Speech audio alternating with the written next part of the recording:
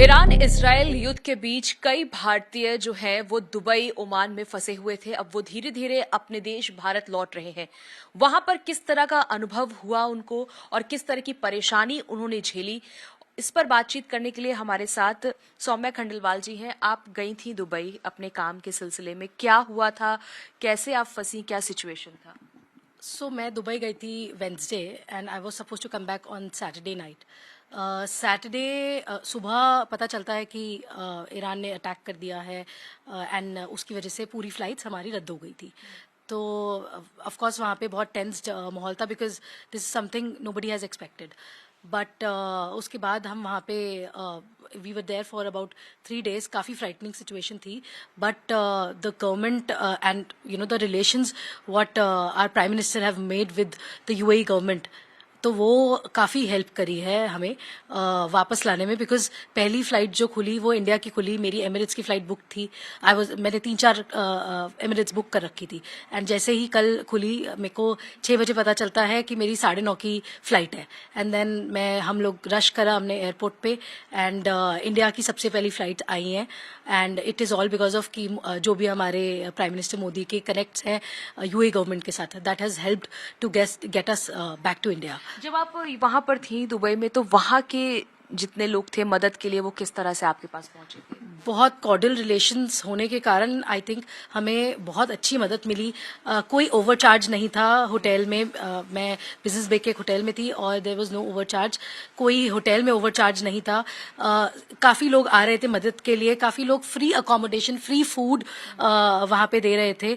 तो बहुत कंट्रोल्ड और बहुत अच्छी तरीके से गवर्नमेंट वहाँ के लोगों का ध्यान रख रही थी।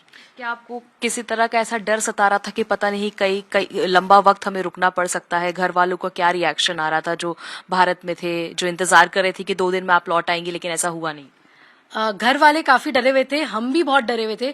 बट लग रहा था कि शायद ये लगेगा, इसमें टाइम लगेगा। बट द मोमेंट सबसे पहले इंडिया की फ्लाइट चालू हुई तो हमें वो बिकॉज हमारी बुक थी तो हम आ सके वापस। बट आई एम श्योर कि ये बहुत जल्दी ठीक हो जाएगा and I think all the people will be. आपने बहुत करीब से वहाँ की चीजों को देखा है, वहां पर कैसा माहौल था, किस तरह की आवाजें सुनाई दे रही थी, लोगों में किस तरह की बातें थी, खासतौर पे जो लोग वहाँ के सिटीजन हैं वो कैसे इस चीज को हैंडल कर रहे हैं? बिल्कुल सही बात है। जो आप लोगों ने सुना कि आवाज़ें आ रही थी, मिसाइल्स इंटरसेप्ट हो रही थी, वो बिल्कुल ठीक बात थी। हम देख पा रहे थे कि ऊपर मिसाइल जा रही है, हमें अलर्ट्स आ रहे थे गवर्नमेंट से ऑन आवर फोन की मिसाइल इंटरसेप्ट हो रही है, आप बंकर में जाइए, आप शेल्टर में जाइए किसी तो। और वहाँ के लोगों का उनकी गवर्नमेंट पे फेथ बहुत अच्छा था एंड बहुत लोग ऐसे डरे हुए नहीं थे। दे वर वेरी श्योर कि वो they will be taken care of. कोई ऐसे किसी चीज़ की होर्डिंग नहीं थी, कुछ भी नहीं था। The city was running smoothly. जब आप एयरपोर्ट पहुंचे तो जो लोग भारतीय थे उनमें किस तरह का उत्साह था देश वापस लौटने को लेकर? टिल द टाइम हमारी फ्लाइट उड़ी नहीं थी तब तक हम बहुत ही उसमें थे कि शायद उड़ेगी नहीं उड़ेगी, क्योंकि कुछ लोगों की सैटरडे को फ्लाइट उड़ के वापस आ गई थी। तो हम वी वर नॉट श्योर कि हम उड़ पाएंगे नहीं उड़ पाएंगे। तो बहुत यू नो जैसी उड़ गई everybody started clapping, people were crying, सब रो रहे थे, सब अपने घर पे फैमिली में बात कर रहे थे। आधे लोग बता नहीं रहे थे, दे वर सरप्राइज दे रहे थे बिकॉज फ्लाइट जैसी खुली लोग बुक थे, होटल से फोन आया and then they rush to the airport. That's how this all unfolded. क्या लगता है अभी कितने लोग वहाँ फंसे होंगे और कितना वक्त लगेगा अभी फिलहाल वहाँ की सिचुएशन देखते हुए? अभी वहाँ बहुत लोग फंसे हैं बिकॉज अभी तो सिर्फ कल पहली फ्लाइट आई है और अब आई थिंक ऐसे करते करते वो फेज में आई थिंक खोलेंगे एंड आई थिंक लोग अपने घर वापस जा पाएंगे। बाकी देशों के भी काफ़ी लोग फंसे हुए हैं वहाँ पे और आई एम श्योर उनको भी बहुत जल्दी उनकी गवर्नमेंट हेल्प करेगी। हमें वहाँ से इंडियन काउंसिल बार बार फ़ोन कर रही थी and they were checking our whereabouts. वो काफ़ी उन्होंने हमें हर टाइम बोल रखा था कि कोई भी मदद की ज़रूरत हो, उन्होंने हमें नंबर दिया हुआ था। तो Indian embassy was very supportive there, so that all this helped me get back yesterday। Saumya Khandelwal ji हैं जो अब अपने वतन लौट चुकी हैं, लेकिन उन्होंने बताया कि वहां पर किस तरह के हालात थे और किस तरह की मदद जो है वहां पर मिल रही थी। फिलहाल अभी भी कई भारतीय जो हैं वो इस वक्त दुबई, ओमान या अबू धाबी में है मौजूद और उनको लाने के लिए स्पेशल फ्लाइट्स भी भेजी जा रही है और कुछ फ्लाइट्स जो है वो धीरे धीरे कर अब इंडिया आ रही हैं। परिस्थिति कुछ ऐसी है, इसीलिए मेरी भारत सरकार से यही विनती है कि जैसे भी हो वैसे जल्दी वापस हम मेरे हस्बैंड आ जाए, और एक भांजा भी है और एक भतीजा भी है।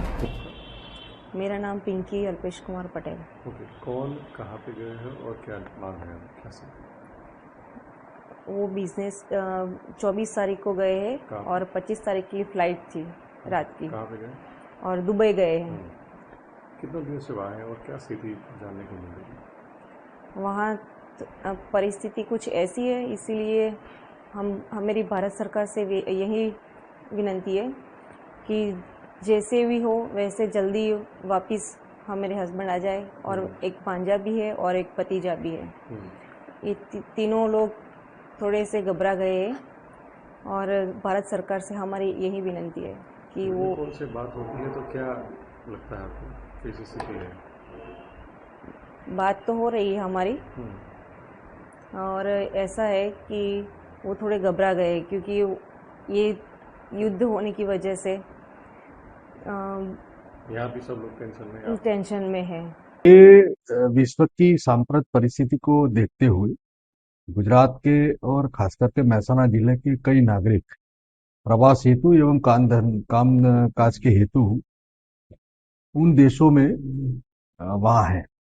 इस परिस्थिति में वहां से फ्लाइट वगैरह कैंसिल होने से अराजक का माहौल था, तो हमने हमारे सेवालय के ऊपर एक व्हाट्सएप नंबर जारी करके अगर कोई यदि फंसा है तो सरकार के जो मदद पोर्टल के माध्यम से सरकार के ध्यान में उन सभी लोगों को लाके उनको वापस हिंदुस्तान लाने की व्यवस्था, भारत लाने की व्यवस्था सरकार कर रही है। तो उसमें हम लोग कैसे हेल्प कर सके, उसी दृष्टिकोण से हमने एक ये सेवालय के ऊपर में ये कार्य शुरू किया है।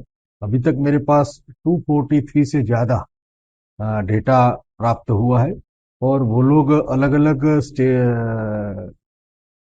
जगह पर रुके हुए, कुछ दुबई में है, कुछ ओमान में है, कुछ कतार में है। तो उन सभी का डिटेल्स लेके हम मदद पोर्टल केंद्र सरकार का जो है हेल्प करने के लिए उस पर अपलोड कर रहे हैं, और उसके माध्यम से सरकार से संपर्क उनको कर सके, उस तरह की सभी डिटेल्स हम उसमें अपलोड करके सरकार उनको जब वहां से माहौल बनेगा यहाँ लाने का, उन सभी को भारत वापस लाने की योजना के अंतर्गत उनको वापस लाएगा। जीरो हमने इन्वेंट किया, हमने बताया दुनिया को जहां योग है वहां रोग नहीं। सबसे पुरानी सभ्यता है हमारी। गुलामी से तो और देश भी लड़े भाई, पर आजादी के लिए अहिंसा का रास्ता बस हमारा था। अपने पसीने से जमीन सींचता किसान और घर में घुसकर मारने वाले जवान, बस इसी मिट्टी ने जने। इसके हाथ ने जब थामा जज्बा तो इतिहास रचे। कदम बढ़ाए तो चांद का वो हिस्सा चूमा भाई जहां कोई कभी नहीं पहुंचा। आज पूरी दुनिया में शान से लहरा रहा है तिरंगा, और इसके पीछे है गर्व से भरी अनगिनत कहानियां जो लिखी जा चुकी हैं और लिखी जा रही हैं, जिन्हें मैं सुनाऊंगा राष्ट्रगर्व रोज शाम 6:25 पर।